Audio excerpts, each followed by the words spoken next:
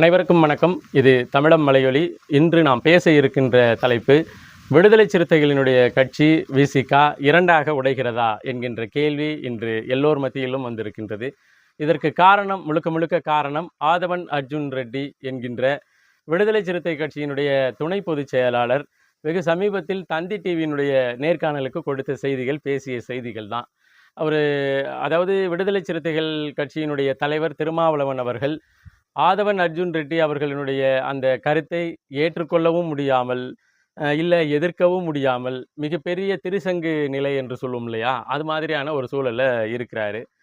ஆதவன் அர்ஜுன் ரெட்டி அவர்கள் பேசும் பொழுது மிக தெளிவாக தன்னுடைய கருத்தை முன்வைத்திருந்தார். உண்மையிலேயே விடுதலை சிறுத்தைகள் கட்சியினுடைய மனசாட்சியாக, அல்லது விடுதலை சிறுத்தைகள் கட்சியை நேசிக்கின்ற ஒரு கடைக்கோடி தொண்டனினுடைய மனசாட்சியாக சில கருத்துக்களை அவர் முன்வைத்திருக்கிறாரு.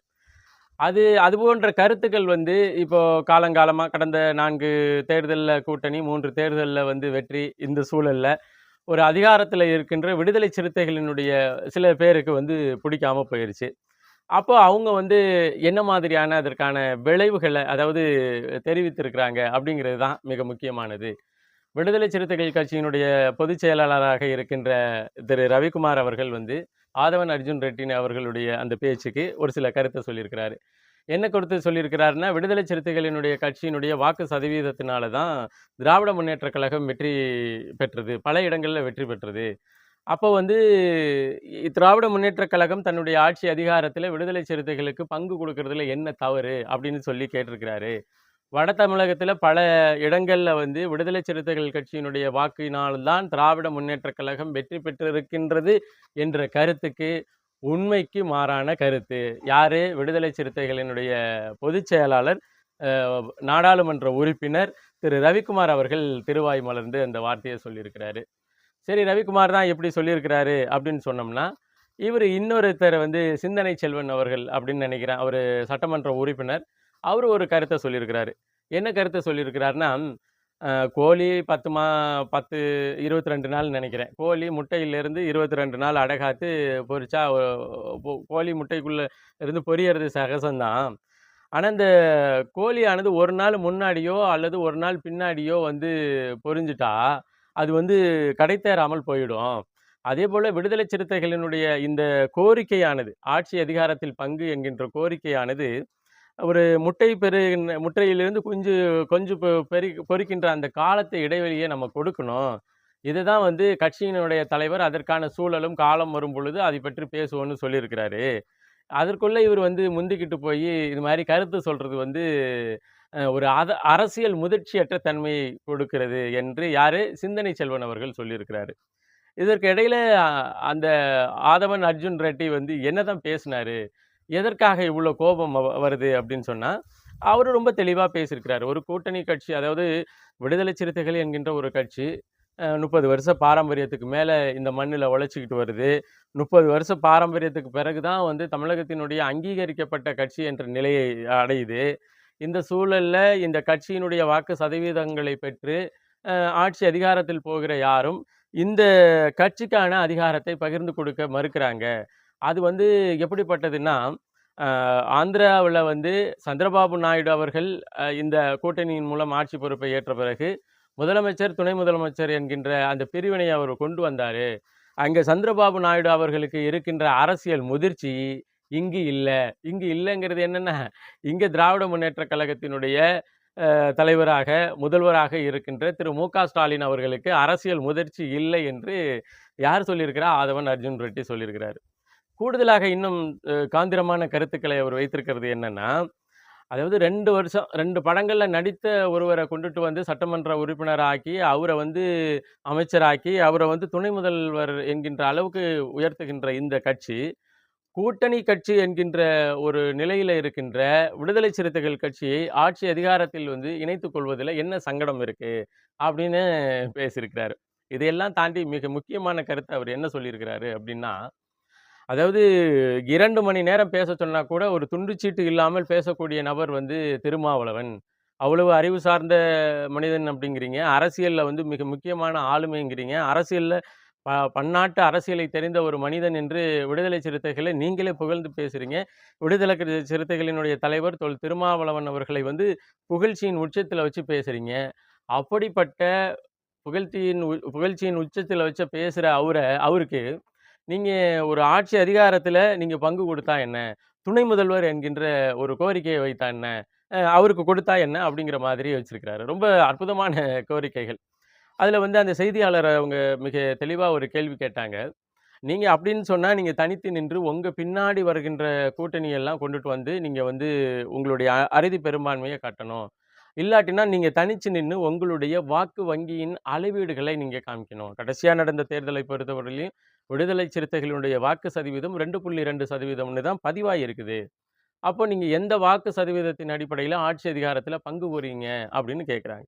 அதுக்கு இவரு என்னென்ன சொல்றாருன்னா, மாயாவதி, கன்ஷிராம் அந்த அந்த நிலைமைய கொண்டுட்டு வர்றாரு. இப்போ நீங்க இங்க பொறுத்தவரையிலயும் கன்ஷிராம் என்ன உழைப்பை கொட்டி அந்த இடத்துல கொண்டுட்டு வந்து, மாயாவதியை வந்து ஒரு ஒடுக்கப்பட்ட, பிற்படுத்தப்பட்ட ஒரு பெண்மணிய கொண்டுட்டு வந்து அந்த மாநிலத்தின் முதல்வராக மாற்றினாரோ, அதே போன்றதொரு உழைப்பை இந்த மண்ணில திருமாவளவன் கொட்டிக் கொண்டு வருகிறார். விரைவில் கன்ஷிராமுக்கு அடுத்து ஒரு ஆள் வந்து முதல்வராகிற மாதிரியான வாய்ப்பு இருந்தா, இந்த மாநிலத்தின் முதல்வராக திருமாவளவன் அவர்கள் வர வேண்டும், வருவார் என்று அதற்கு தான் நாங்க உழைக்கிறோம்னு வெளிப்படையா சொல்லிட்டாரு. இன்னும் கூடுதலா அவர் என்ன சொல்லியிருக்கிறார்ன்னா, நாங்க 30% வாக்கு சதவீதம் வச்சிருக்கிறோம். நாங்க 30% வாக்குகளை வைத்திருக்கிறோம். நாங்கள் 2,50 கோடி தொண்டர்களை வைத்திருக்கிறோம் என்று சொல்லுகின்ற இவர்கள், எதற்காக தனித்து நின்னு களம் காண மறுக்கிறார்கள்? இவர்கள் அதாவது தனிச்சு நின்னு களம் காண்டால் கூட்டணியினுடைய தயவு இல்லாமல் இவர்களால் வெல்ல முடியாது அல்லது ஆட்சி அமைக்க முடியாது என்ற ஒரு சூழல் உருவாகும். இவர்கள் அறுதி பெரும்பான்மைக்கான அளவீடுகளை வந்து கூட்டணியினுடைய ஓட்டுகளின் அடிப்படையில தான் பெற்றுக்கொள்கிறார்கள் என்று ரொம்ப தெளிவா பதிவு செய்திருக்கிறாரு ஆதவன் அர்ஜுன் ரெட்டி. இப்ப இதுல வந்து வன்னியரசினுடைய புலம்பல் மிக அதிக அளவுல புலம்பல் ஆகி போயிருச்சு. என்ன புலம்பல்னா, இல்ல அது அவருடைய தனிப்பட்ட கருத்து. அது அரசியல் முதிர்ச்சியற்ற தன்மை. இப்படி தனிநபர் மீது குற்றச்சாட்டுகளை வைத்தது யாரு தனிநபர் மீது என்ன குற்றச்சாட்டுகள வைத்தார்னா, 2 படங்கள்ல நடிச்சுட்டு ஒருத்தர் வந்து சட்டமன்ற உறுப்பினராகி அவரால வந்து துணை முதல்வர் ஆக முடியுது. 30 வருஷம் இந்த மண்ணுல ஆட்சி அதிகாரத்திற்காக உழைத்த திருமாவளவன் அவர்கள் ஏன் துணை முதல்வர் ஆக முடியல? அப்படிங்கிற கேள்விய வைத்தபோது, வன்னியரசு என்ன சொல்றாருன்னா, அவர் வந்து தனி மனிதர வந்து தாக்குறத வந்து அது அவருடைய கருத்து. நாங்க ஒருபொழுதும் விடுதலை சிறுத்தைகள் அனுமதிக்காது அப்படின்னு சொல்லியிருக்கிறார். இப்ப பார்த்தீங்கன்னா, சிந்தனை செல்வன், ரவிக்குமார் மற்றும் யாரு நம்ம வன்னியரசு, இன்னும் சொல்லப்போனா ஆளூர் சானவாசு அது போன்ற ஆட்கள்லாமே வந்து ஆதவன் அர்ஜுன் ரெட்டி அவர்களுடைய இந்த ஸ்டேட்மெண்ட்டுக்கு, அ அந்த தந்தி டிவியில் கொடுத்த அந்த பேட்டிக்கு எதிரான கருத்துக்கள தான் சொல்லிக்கிட்டு வராங்க. இப்ப இந்த சூழல்ல தான் திருமாவளவன் அவர்கள் ஒரு நிகழ்வினுடைய மேடையில பேசும்பொழுது, ஆதவன் அர்ஜுன் ரெட்டி அதுலயும் அவருக்கு பேருக்கு பின்னாடி ரெட்டின்னு போட்டுக்கிறாங்க. எவ்வளோ பெரிய வன்மம். அவர் சாதிய சிந்தனை உடையவர் இல்ல.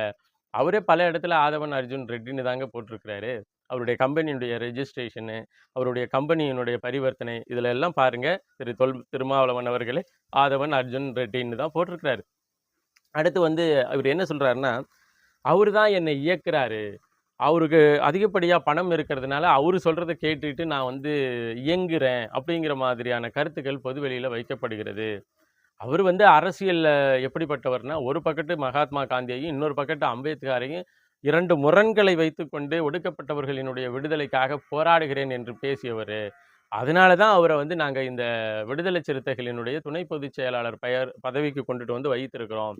அதை தாண்டி அவர்கிட்ட இருக்கிற பணத்தினாலேயோ, அல்லது திராவிட முன்னேற்றக் கழகத்தில் கடந்த காலத்தில் அவர் அதாவது அந்த எலக்ஷன் ஸ்ட்ராட்டஜிக்கல் மேக்கரா இருந்தாருங்கிறதுனாலயோ கொண்டுட்டு வந்து வைக்கல அப்படின்னு சொல்லி, திருமாவளவன் வந்து இந்த இந்த இந்த சம்பாஷணைக்கு வந்து பதில் சொல்லியிருக்கிறாரு. ஆக மொத்தம் திருமாவளவனை பொறுத்தவரையிலயும் ஆதவன் அர்ஜுன் ரெட்டி அவர்கள் சொன்ன அந்த பேட்டியை மறுத்து ஒரு இடத்துலயும் பேசல. இந்த சூழல்ல தான் தனியான செய்தியாளர்களை எல்லாம் சந்திக்காத வன்னியரசு தனியாக செய்தியாளர்களை சந்திச்சு, இது மாதிரி அது வந்து தனி மனித கருத்து. இதுக்கும் கட்சிக்கும் தொடர்பு இல்ல என்று பேசியிருக்கிறாரு. இதற்கு இடையில ரவிக்குமார் அவர்கள், சிந்தனை செல்வன் அவர்கள் இவங்க எல்லாமே வந்து ஆதவன் அர்ஜுனன் ரெட்டி அவர்களுக்கு எதிரான கருத்தை வந்து பதிவு பண்ணியிருக்கிறாங்க.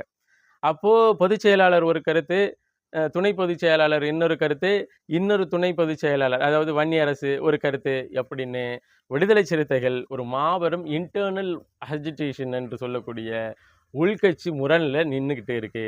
இந்த இடத்துல திருமாவளவன் அவர்கள் யாரை சமாதானப்படுத்த போகிறார்? இப்போ ஏன்னா இப்போ விடுதலை சிறுத்தைகளை பொறுத்தவரையிலையும் ரவிக்குமாருக்கோ அல்லது வன்னி அரசுக்கோ அல்லது சிந்தனை செல்வன் மாதிரியான ஆட்களுக்கோ கூட்டணி இல்லாமல் அவங்களால வெற்றி பெற முடியாதுன்னு அவங்க உறுதியாக நம்புறாங்க. என்ன நம்புறாங்க? இப்போ ரவிக்குமார் அவர்கள் விழுப்புரம் தொகுதியினுடைய பாராளுமன்ற உறுப்பினராக கூட்டணி கட்சியினுடைய தயவு இல்லாமல் நம்மளால வந்திருக்க முடியாது அப்படின்னு நினைக்கிறாரு. திராவிட முன்னேற்ற கழகத்தினுடைய பெரும்பான்மை வாக்குனால தான் நம்ம இந்த இடத்துக்கு வந்திருக்கிறோம் அப்படின்னு நினைக்கிறாரு. அதே போல தான் சிந்தனை செல்வன். வன்னியரசு அவர்களுக்கு கூட்டணி கட்சியாக நின்ற போது கூட தோத்து போயிட்டாரு. கூடுதலாக மறுமுறை நின்னா கூட்டணி கட்சியாக இருந்தால் குறைந்தபட்ச சட்டமன்ற உறுப்பினராக ஆயிரலாங்கிற ஒரு கனவை நிறைவேற்றிக் கொள்ள அவர் துடிக்கிறாரு. அதாவது தனித்தனி நபர்களினுடைய விடுதலை சிறுத்தைகளுடைய தனித்தனி நபர்களினுடைய கனவுகளை நிறைவேற்றிக் கொள்வதற்கு அவர்கள் துடிக்கிறார்கள். ஆதவன் அர்ஜுன் ரெட்டி அவர்கள் விடுதலை சிறுத்தைகள் கட்சியினுடைய மொத்த எதிர்காலத்தை குறித்து பேசுகிறேன் என்றும், குறிப்பாக இந்த பேச்சு அனைத்தும் கடைக்கோடி விடுதலை சிறுத்தைகளினுடைய தொண்டர்களினுடைய மனசாட்சியாக நான் பேசுகிறேன் என்று வலியுறுத்தி இருக்கிறாரு. இப்போ திருமாவளவன் அவர்கள் மனசாட்சியினுடைய மனசாட்சியின்படி பேசுகிற ஆதவன் அர்ஜுன் ரெட்டி பக்கத்து நிற்பாரா, அல்லது திராவிட முன்னேற்ற கழகத்தில் தான் நம்மளை இருக்கணும், அதை விட நம்மளுக்கு ஒரு பாதுகாப்பான இடம் வேற எதுவும் இல்லைன்னு பேசுகின்ற ரவிக்குமார், வன்னியரசு மற்றும் சிந்தனை செல்வன் இவர்களுடைய பக்கத்தில் நிற்பாராங்கிற ஒரு கேள்வி இப்போ எல்லார் மத்தியிலும் எழுந்தாயிருக்கு. கூடுதலாக திராவிட முன்னேற்ற கழகம் ஒரு நெருக்கடிக்கு உள்ளாயிருக்கு. அதாவது ஒரு கட்சியினுடைய தலைமை இது வந்து பேசுறது ஒரு மாதிரியும், துணை பொதுச் செயலாளர் வந்து நேரடியாக திராவிட முன்னேற்ற கழகத்தை வம்பிழுக்கிற மாதிரியான ஒரு சூழல் இருக்கு. இதற்கு இடையில என்னன்னு பார்த்தீங்கன்னா, ராசா அவர்கள் பொங்கி எழுந்து விடுதலை கட்சியினுடைய தலைவர் திருமாவளவன் அவர்கள் ஆதவன் அர்ஜுன் ரெட்டின் அவர்களுடைய கருத்தை முற்றுமுழுதாக எதிர்ப்பார் என்று நான் நம்புகிறேன் அப்படின்னு சொல்லியிருக்கிறாரு. பாருங்களேன், எவ்வளோ பெரிய கீழ்த்தரமான சிந்தனை திராவிட முன்னேற்ற கழகத்திற்கு. எல்லாருக்கும் கருத்து சொல்ல எஸ்ஆர் பாரதி ஏன் விடுதலை சிறுத்தைகளினுடைய இந்த கருத்துக்கு அவர் வந்து பதில் சொல்லலை? கழக அமைப்பு செயலாளர் அவர் தானே பதில் சொல்லியிருக்கணும். ஏன் ராசாவை விட்டு பதில் சொல்கிறாங்கன்னா, அதுதான் திராவிட மாடல் அரசினுடைய சாதிய பாகுபாடு சிந்தனை. இப்போ உன் சாதிக்காரன் பேசுகிறான், அதனால நீ பதில் சொல்லிட்டீன்னா ஒரே சாதிக்குள்ளே கேள்வி பதிலாக போயிடும். வெளியில் வந்து இந்த சாதிக்கும் ஒரு முரண் இருக்குங்கிற பார்வை தோணாமல் போயிடும். அப்போது ஒன்றுக்கிட்ட இங்கே ஒரு சாதிக்காரன் தானே என் கட்சியில் இருக்கிற ஒரு சாதிக்காரனை வச்சு பதில் சொல்கிறது. இந்த அணுகுமுறை தான் கடந்த காலங்களில் இந்த திராவிட முன்னேற்ற கழகம் அணுகி கொண்டு வந்தது. அதை தான் இப்பொழுது வெளிப்படையாக வெளிப்படுத்தி கொண்டு இருக்கிறது என்பதை பதிவு செய்து, தொல் திருமாவளவன் அவர்கள் ஆதவன் அர்ஜுன் ரெட்டி அவர்களுடைய அந்த கருத்தில் எந்தவித தவறும் இருக்கிறதா எனக்கு தோணலை. குறிப்பாக இன்னும் சொல்லப்போனால் கடைக்கோடி விடுதலை சிறுத்தைகளினுடைய தொண்டர்கள் பேச மறந்த அல்லது பேச விடாமல் அமுக்கி வைத்திருக்கின்ற அந்த சிந்தனைகளை தான் ஆதவன் அர்ஜுனன் ரெட்டி அவர்கள் பேசியிருக்கிறார் என்று நம்புகிறோம். இதில் வந்து ஏன் இவங்க வன்னியரசு, சிந்தனை செல்வன், ரவிக்குமார் போன்ற ஆட்கள் வந்து கொதிக்கிறாங்கன்னா, பிரச்சனை அவங்களுக்கு அடுத்த தேர்தலில் வந்து தனிச்சு நின்னா நம்மளுக்கு எம்பி பதவி இருக்காது, நம்மளுக்கு எம்எல்ஏ பதவி இருக்கிறாங்கிற பயத்தை தாண்டி வேற எந்த பயமும் இல்லை என்பதை பதிவு செய்து, விடுதலை சிறுத்தைகள் வந்து இரண்டாக பிளக்க வாய்ப்பு இல்லை. ஏன்னா அவங்களுக்கு இதெல்லாம் ஒரு பெரிய பிரச்சனை இல்லை. வன்னியரசை கூப்பிட்டு மரியாதையாக வேலையை பாரியா அப்படின்னு சொன்னால் பார்க்கக்கூடிய ஆள். அது ஆதவன் அர்ஜுன் ரெட்டி அவர்களை வச்சுக்கிட்டே அவர் சொல்லலைங்க, அவரோட அட்மின் சொன்னார் அப்படின்னு சொல்லக்கூடிய தலைமை தான் விடுதலை சிறுத்தைகளுடைய தலைமை. அதனால் இது ஒரு பெரிய பிரச்சனை இல்லை. ஆனால் இந்த இன்டர்னல் ஹெசிடேஷன், அதாவது உள் முரண்கிறத வந்து இவர்கள் எப்படி களையப் போகிறார்கள் என்பதை அடுத்தடுத்து அரசியல் நகர்வுகள் தான் சொல்லும் என்பதை பதிவு செய்து மீண்டும் ஒரு காணொளி பதிவில் இணைவோம். நன்றி, வணக்கம்.